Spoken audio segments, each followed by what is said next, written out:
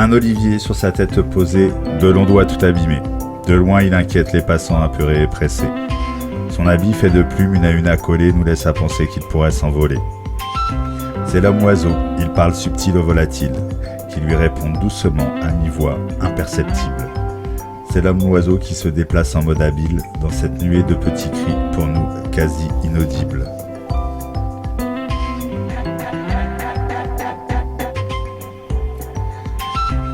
Nous avons chassé l'homme oiseau de nos villes, de nos cités, au chant mélodieux la peur souvent préférée, nous a amenés à des cailloux lui jetés, à refuser de le regarder, émerveiller et de l'adopter.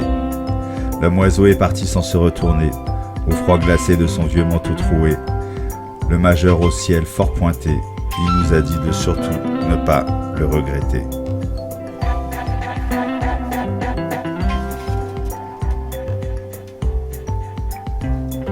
Nous chassons aisément de nos quartiers ce vieux monsieur. Nous ne pouvons ouvrir nos yeux à cet homme trop vieux. Nous le jouettons des cailloux au visage d'un dieu, qui seul sait les oiseaux voyager et parler même silencieux.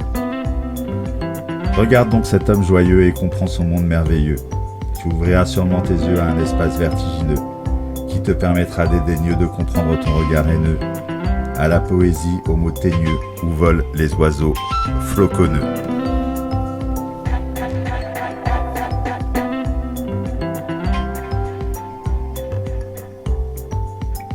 Nous avons chassé l'homme oiseau de nos villes, de nos cités, au chant mélodieux la peur souvent préférée, nous a amenés à des cailloux lui jetés, à refuser de le garder émerveillé et de l'adopter.